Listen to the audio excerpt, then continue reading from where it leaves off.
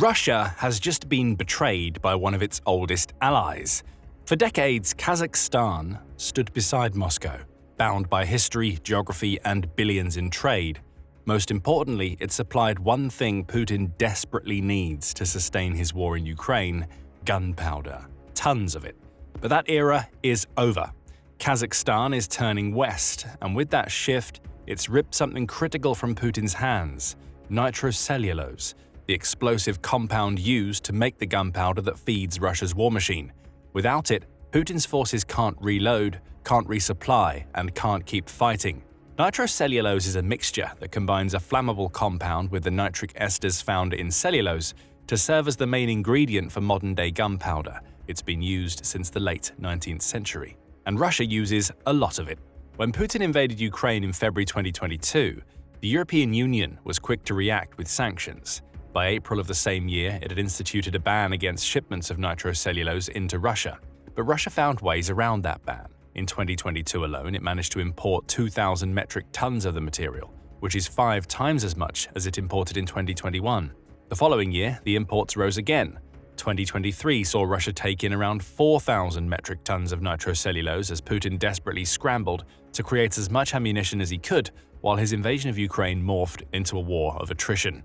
Kazakhstan was one of the main suppliers of nitrocellulose to Russia, and now it's made a huge decision: no more nitrocellulose for Putin. That's according to Euromaidan Press, which published a report on June 17th, examining the cotton-based nitrocellulose explosive that Russia uses to power its bullets in Ukraine. It says that Kazakhstan, along with Uzbekistan, is one of the key manufacturers of the cotton pulp needed to produce nitrocellulose. Without that pulp, the material can't be created, and Russia can't make explosives and gunpowder. Up until this point, Kazakhstan has been neutral in its production. It makes its pulp available to all, from Russia to NATO-aligned countries, as it tries to maximize the profits it generates from being a vital part of the nitrocellulose supply chain. But Euromaidan Press says that's all changing. Recent indicators, however, suggest Kazakhstan is cutting back these shipments and exploring Western-oriented military supply chains. It's fully redirected toward NATO-aligned countries. The move would deal a serious blow to Russia's ammunition production capability, especially as the Ukraine war drags on, the media outlet says. Russia is furious. Military analysts and political circles in the Kremlin have both expressed outrage, claims Euromaidan Press, at what they see as Kazakhstan forming new alliances with the West as it betrays the decades-old partnership it has with Russia. But even more worrying for Putin is what all this means for his goals of expansion for the Russian Federation. On the obvious front, less nitrocellulose arriving in Russia means less ammunition being sent to the ground forces Putin relies on to gain territory in the war in Ukraine. We'll dig into that point later in the video, but more worrying for Russia's leader is that Kazakhstan's decision is the latest sign that Russia is losing its hold over Central Asia and its security affairs, particularly in Kazakhstan itself. And the worst of it for Putin is that he may never have seen this coming. He thought that Russia and Kazakhstan were partners. At least that's the impression that most had of the relationship between the two nations. It's also a notion that Kazakhstan's president, Kassym-Jomart Kemaloli-Tokayev, was all too keen to encourage as recently as November 2024. That's when News Central Asia reported on an article Tokayev wrote that was published in the Russian newspaper Izvestia. The opening line of the article offers no indication that Kazakhstan was planning to betray Russia. The relations between Kazakhstan and Russia serve as a model of strong and unbreakable friendship, Tokayev wrote. He went on to claim Kazakhstan and Russia share deep historical and cultural ties, along with serving as a beacon of multifaceted cooperation in a world that is increasingly challenging. Tokayev wrote that he maintains regular contact with Putin and that their relationship is based on frankness, efficiency, and mutual respect. The letter also seemed to reveal just how deep Russia's tendrils penetrate Kazakhstan. Currently, 23,000 Russian companies are working fruitfully in Kazakhstan, of which 4,000 have opened only in the last year, which indicates the high dynamics of our cooperation. That quote is important. In Tokayev's own words, the economic relationship between his nation and Russia wasn't only strong, it was growing. That's supported by the sheer amount of money that Russian businesses have been pouring into Kazakhstan. Over $3 billion of investment came in 2023 alone, with Kazakhstan sending the same level of investment back toward Russia. The two nations also work on joint projects, Tokayev said, and have implemented 90 projects worth a combined $18 billion, with another 49 projects in the pipeline. All of this is exactly what Putin wanted to hear. But we can't ignore something interesting in all of this. Tokayev wrote his seemingly fawning letter as Putin paid a state visit to his country. That visit wasn't quite as successful as Putin might have wanted. Kazakhstan's focus on partnership and trade belied the fact that it doesn't seem to support what Putin is trying to do in Ukraine. That's according to Marcin Poplawski, writing for the Center for Eastern Studies. He says that Putin's November visit failed to deliver a breakthrough in the strategic relationship between Russia and Kazakhstan, even amidst all of this talk of partnership.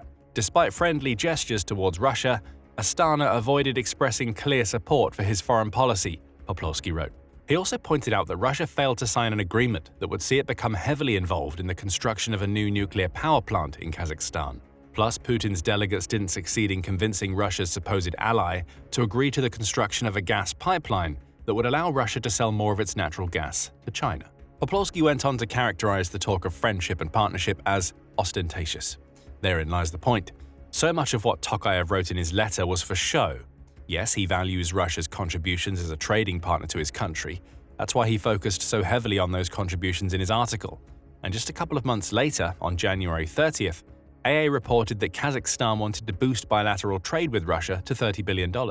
But healthy trade is not the same thing as supporting a nation that is rampaging through Ukraine. The reality Putin was forced to face last November is that Kazakhstan doesn't want to be the type of partner he really needs. A strategic ally, a nation that will reject the West and support Russia as Putin tries to expand his territory.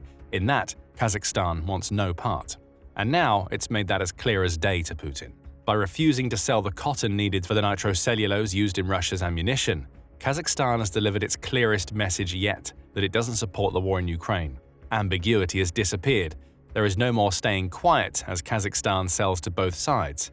With this one move, Kazakhstan has turned its back on the long-standing friendship that it had with Russia to instead embrace the West and, by association, its collective support of Ukraine as it battles against Putin. That would have been a massive shot to Russia's leader on its own, but Kazakhstan is just getting started. The decision to no longer sell key materials Russia needs to make gunpowder was just the culmination of several moves Kazakhstan has made in recent months that indicate it's moving further and further away from Putin's sphere of influence. Take the removal of former Kazakhstan Defense Minister Ruslan Zaksilikhov from office as an example. In the past, Zaksilikhov served as Kazakhstan's Deputy Interior Minister, as well as the head of the country's National Guard. Reuters reported on June 8th when it broke the news of the firing. He was appointed as Kazakhstan's defense minister in January 2022 when the removal of a price cap placed on domestic fuel triggered civil unrest. Zaksilikhov showed his true colors during this period.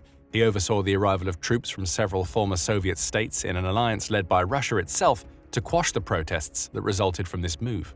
Again, these would have been more signs for Putin that Kazakhstan was on board with Russia. Zaksilikhov was known for his overtly pro-Russian stance, Euromaidan press reports, and he'd come under fire for several scandals that have occurred during his 3.5 years in office. He's been accused of corruption in military procurement and is reported to have declared Russians as a brother people, which is very similar to the type of language Russia has used in the past to justify its invasion of Ukraine. In Zaksilikhov, Putin had a clear ally. An ally that he could lean on to push the Kremlin's narrative inside Kazakhstan and potentially set the stage for Russia to gain more influence over a nation it once controlled as part of the Soviet Union. All of that's gone now. Kazakhstan has gotten rid of Zaksilikhov in yet another decision that showcases its move away from Russia's influence. There's more. Around the same time as Zaksilikhov's removal, and just days before Kazakhstan's nitrocellulose decision, another move was made that would have left Putin fuming. On June 7th, Order reported that Kazakhstan had signed an agreement with the UK on the creation of a military cooperation plan that covers 2025 and 26. Taking place in London during an official visit to the UK of a Kazakh delegation, the new agreement outlines several areas of collaboration between Kazakhstan and the UK, Order reports. Among those agreements is a pledge for a joint focus on peacekeeping. Troops from the UK and Kazakhstan will also cooperate on language training, with Kazakh officers also being educated at UK-based military academies.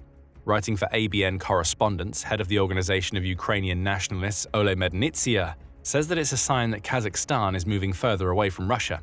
It's obvious that the country's authorities, despite certain Russophile tendencies, are beginning to understand the danger of cooperation with Russia, Mednitsia claims, and he's not wrong. Think about what this agreement means from a strategic perspective. While it's all relatively small scale compared to the cooperation agreements the UK has with many members of NATO and countries like Australia, it's still an important step. Kazakhstan's military officers are now going to be learning how to fight the UK way, which also happens to be the NATO way. They're going to be learning a language that allows them to work alongside Western troops, and they've even committed to working alongside the UK on peacekeeping. All of these are signs that Kazakhstan is looking to integrate with the West. And in doing so, it will be disentangling itself from Putin's grasp and Russia's influence. That's the last thing Putin wants to see. When he visited Kazakhstan in November, he did so with the goal of forming a strategic alliance of his own. He failed. All he got was a lot of overly complimentary talk about trade agreements and long-standing friendships. Putin may not have seen through all of that talk at the time, but Kazakhstan's recent decisions have shown him why his supposed ally placed so much of a focus on trade and said almost nothing of strategic cooperation. Kazakhstan never intended to ally itself with Russia. Medinitsia builds on this, adding that Astana, which is Kazakhstan's capital city, sees the Ukraine war as an opportunity.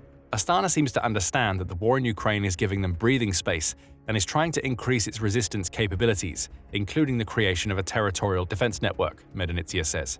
The implication here is that Kazakhstan believes that Russia being so tied into an attritional war against Ukraine has weakened Putin's influence enough to allow it to escape from its Russian shackles.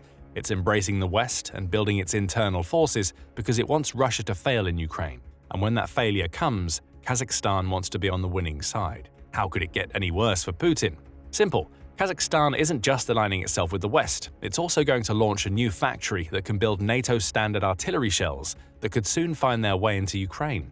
In other words, a former Russian ally may soon be helping Putin's enemies to overcome his Ukraine invasion. That's according to Defense Blog, which reported in May on the opening of a new factory in Kazakhstan in cooperation with an investment partner from Singapore. The factory isn't NATO only. It will build 122, 152, and 155mm shells, the latter of which are compatible with NATO artillery, like that being used in Ukraine. The other two types of shells are still important though. Yes, if Kazakhstan chooses, it can sell the other shells to Russia, but as Defense Blog points out, it's just as likely to use those shells to build up its own stockpiles as it looks to boost its domestic defense requirements. Remember that Kazakhstan is a former Soviet nation, meaning it likely has plenty of Soviet-era artillery. Who else has Soviet-era artillery? Ukraine. What we may be seeing here is Kazakhstan preparing for a future where it becomes a key shell provider to NATO-aligned nations, along with gearing up to be a present-day provider to itself and Ukraine. 122 and 152mm shells are also used by many Central Asian countries. As Putin's influence in that region wanes, Kazakhstan may be able to use this new facility to build its own influence and, by virtue of its growing connections to the West, create a path for other Central Asian nations to extract themselves from Putin. That factory isn't up and running yet. Defense Blog says that on-site inspections for the plant's location have been carried out, with early geological survey work now in progress. Still, it's yet another sign of what we're seeing over and over again from Kazakhstan. It wants Russia out and the West in. As an interesting aside, this new factory also shows that Kazakhstan is getting closer to Singapore, which is another nation that opposes Russia. Putin's Ukraine invasion prompted Singapore to unilaterally impose its own sanctions against Russia, breaking with years of tradition in which Singapore traditionally followed the United Nations when it came to sanctions.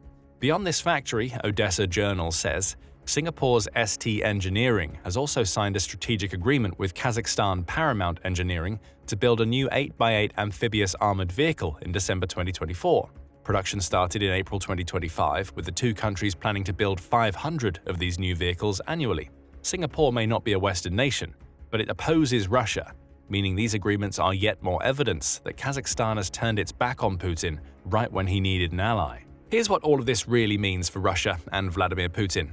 Back in November, he may have still believed that he could treat Kazakhstan as an ally. Though there was no strategic relationship between the two, trade was booming, and he could rely on the nation to provide the materials he needed for his ammunition, along with artillery shells. In less than a year, that's all changed. There is no more nitrocellulose coming. Kazakhstan is signing defense agreements and military contracts with nations that oppose Russia. Key people Putin could use to influence Kazakh politics are being removed from office, and Russia's leader is being forced to watch as his former ally embraces the West. And the worst thing of all for Putin is that he should have seen all of this coming. Even as far back as November 2022, the Atlantic Council was reporting that Putin was on the verge of losing Kazakhstan. Russia may have stumbled in that month by allowing a pundit to appear on The Evening with Vladimir Solovyov show. That pundit issued a veiled threat to Kazakhstan saying, "We must pay attention to the fact that Kazakhstan is the next problem, because the same Nazi processes can start there as in Ukraine." The Kremlin decided to backtrack. It criticized the pundit's statement, but it couldn't hide away from the fact that these words were said on a Russia-friendly show broadcast on state television. Russia is renowned for maintaining tight control over the words said on shows like this, the Atlantic Council points out. Prior approval for the pundit's claim would have been granted by somebody. Kazakhstan was paying attention. The implied threat here was that Russia would soon treat Kazakhstan the same way it was treating Ukraine. After all, the supposed presence of neo-Nazis in Ukraine was one of the main justifications Russia provided for Putin's supposed special military operation. Kazakhstan heard these words and, in a matter of minutes, discovered what Russia really thought about the alliance the two nations shared. Russia was going to betray Kazakhstan as soon as the Ukraine war was over, the implications seemed to be. All Kazakhstan is doing by cutting off gunpowder supplies and embracing the West is getting ahead of that betrayal with one of its own. Here's what all of this ultimately means for Putin. In the context of the Ukraine war, losing Kazakhstan means that Russia loses ammunition upon which its ground forces rely. This is happening at a time when Russia is trying to launch a summer offensive in the Ukrainian oblast of Sumy. Putin has amassed at least 50,000 troops for that offensive. Ukraine's President Volodymyr Zelensky claimed in May, and those soldiers are trying to capture territory as we speak. Kazakhstan cutting off gunpowder supplies means that the summer offensive, along with Russia's ongoing campaigns in the Donbass region of Ukraine, is significantly weakened. We know that Putin loves his human wave assaults, but soon he may be sending his soldiers into battle without even the bullets they need to fight against Ukraine's forces.